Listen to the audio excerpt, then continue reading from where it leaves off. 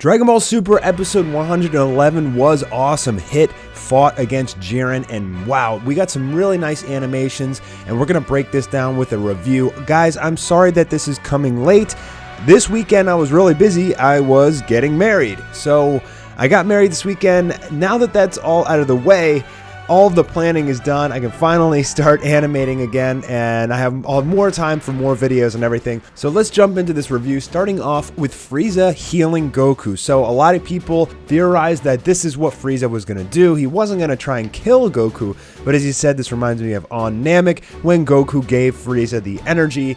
Frieza is now doing the exact same thing to Goku, and he gave him a lot of energy back. So Goku even acknowledges my power has returned.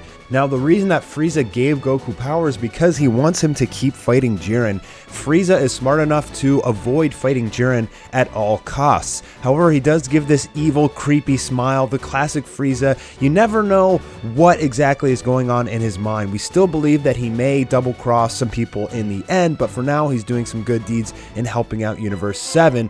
In the meantime, Jiren and Hit are going at it. Jiren has caught Hit's punch, and he just basically starts to completely destroy and manhandle Hit in every possible way. And Hit is in dire straits here. Now, Jiren is throwing a swarm of punches at Hit, and Hit is blocking all of these, but you can feel the power behind each one of these machine gun punches coming from Jiren. That's one of the things I really like they did with the animation here, is you can feel the strength of Jiren, you can really feel his power level, and it felt good. It felt like good old Dragon Ball Z. Now, Hit is using his time skip, but Jiren is able to counter this, and we can see with the animation that Jiren is basically what he's doing is he's throwing a punch as Hit is technically time skipping behind him. Now, you could argue that Jiren has observed Hit's fighting style, but Hit has also observed Jiren's fighting style.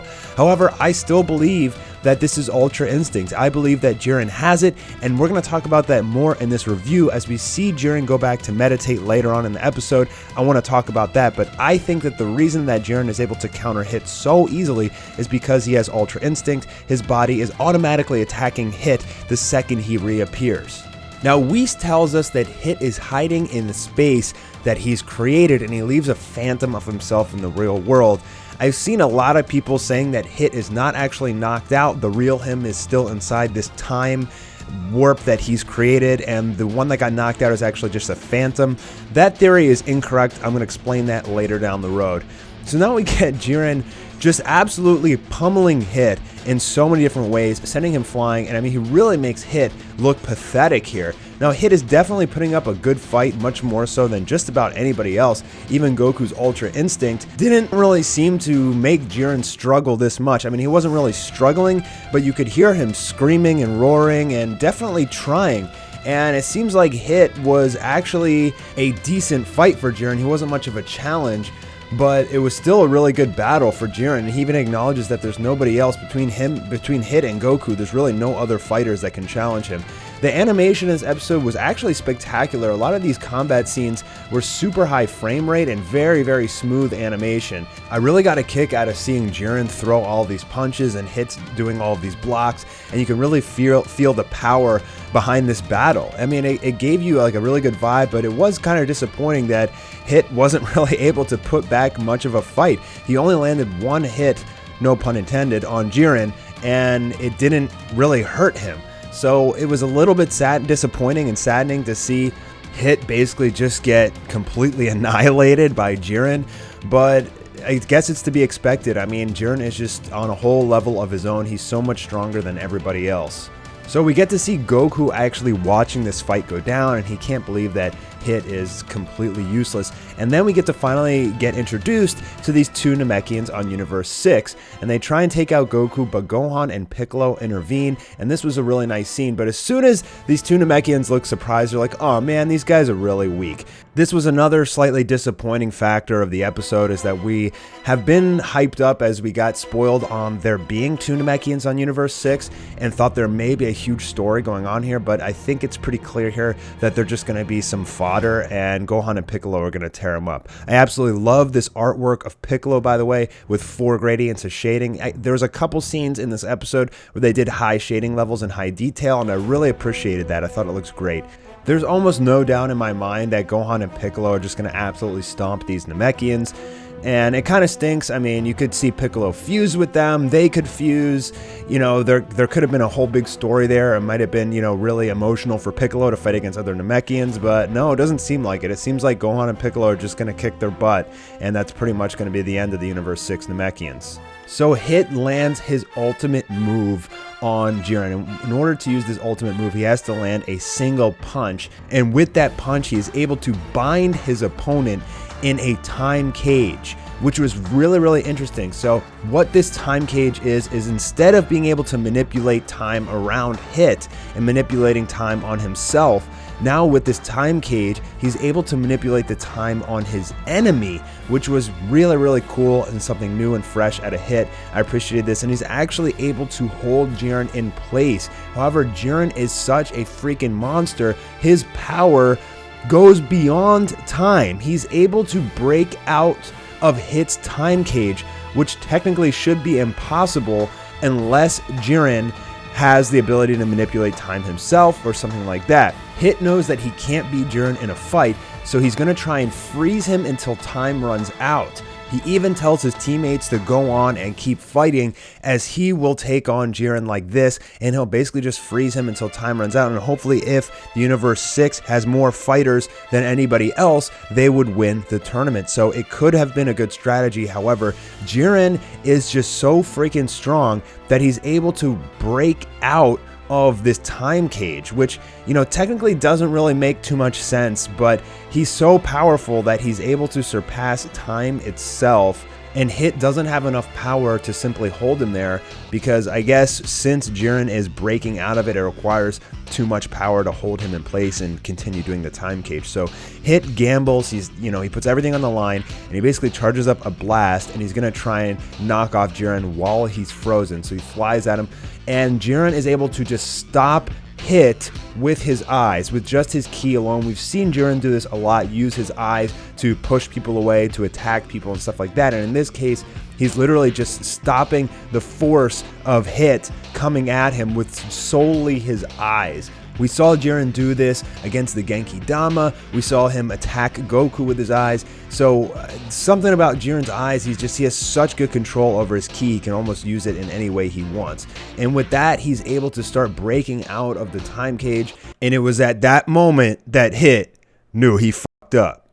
And with that, Jiren starts showing his dominance here as he breaks out of the time cage and he crushes Hit's blast or whatever it is that he was charging up in his hand, which takes everybody by surprise. He says, "An assassin with pride? What rubbish." We even get confirmation from the gods here as Vados is talking about Jiren's power going beyond time itself.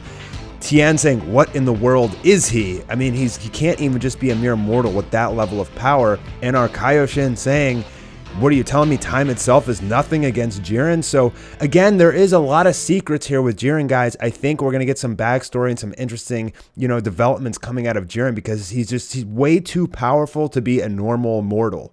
And with that, Jiren uses his eye technique, and that's pretty much the end of Hit at this point, as he takes a ton of damaging attacks, and you can hear Hit screaming as he gets sent flying back through multiple mountains, and that's doing tons of damage to Hit. And then Jiren uses his signature move, which he used on Kale when she was in Berserk form, and it's literally the exact same animation, reused animation there, which was another disappointing thing. So I guess there's kind of 3 disappointing things about this episode. I still loved the episode, but we get confirmation from the Great Priest that Hit has been knocked out. And for everybody who is talking about the Phantom being knocked out of Hit and it's not the real Hit, guys, this is where you're wrong. I know we didn't see the Omni Kings take out his icon on the God Pad, but the Great Priest even acknowledged that Hit was knocked out. Additionally, the quote-unquote Phantom of Hit is sitting there talking, and the Phantom is supposed to just be, a time remnant. It's not really a clone per se, so it wouldn't just be sitting there talking. So for everybody who thinks that Hit is still alive in the Tournament of Power, it's just really wishful thinking, guys. I'm sorry to tell you, but Hit is unfortunately knocked out. And also, unfortunately, that one devastating attack he did on Jiren, which put a hole in his chest, it does not look like that's going to hinder Jiren in the rest of the tournament. It looked like he just popped out his chest and it was basically nothing to him. With that, the Great Priest announces that the Tournament of Power is now half over, and he raises his hand and the sky turns green. It almost looks like Zamasu, but Frieza acknowledges that this is just a dramatic effect for halftime.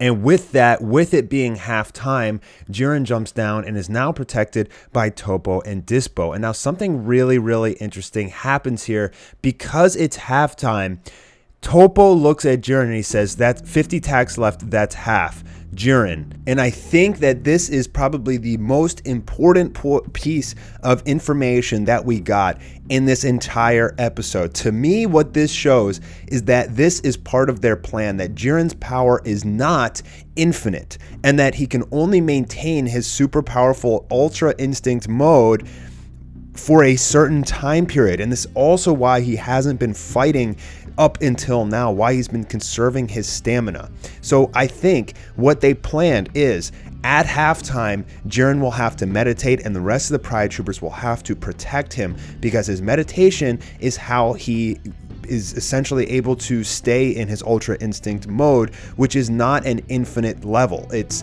has a time limit, and I think that they knew this going into the Tournament of Power. So Jiren says, "I'll leave the rest to you," and at that point he starts meditating again, and this is to reserve his Ultra Instinct power.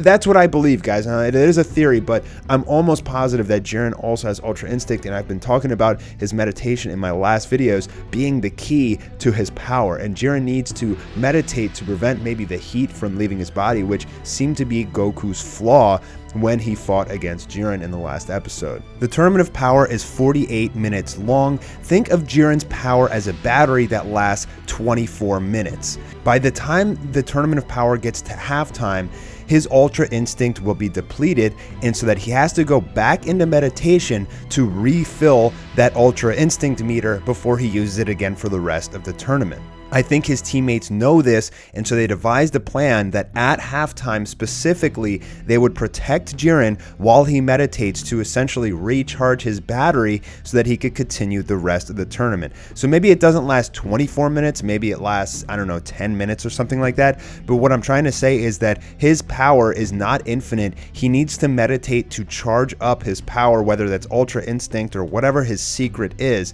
And that could actually be the way that they beat Jiren. If they're able to exhaust his battery, then at that point he may be weak enough to actually knock off. That could be how Goku wins this tournament.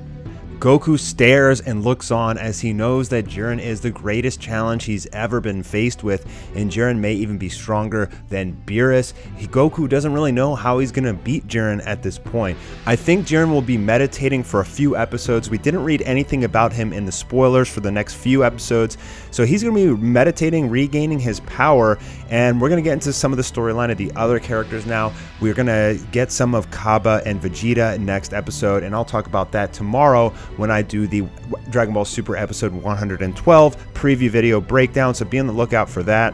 Overall, I thought this was an amazing episode. I really liked it. Yes, there was a few disappointments, and Hit getting knocked out and everything, but it still had some great animation. It had some great pacing and storyline, and it was really enjoyable to watch. I really liked it. I hope you guys did too, and thanks so much for stopping by Mastar Media today and checking out my review. I will see you guys tomorrow for the Dragon Ball Super episode 112 preview video breakdown, featuring some of the other characters, the Namekians, Kaba, and lots of interesting things going on here. Thanks, guys, and I will talk to you soon.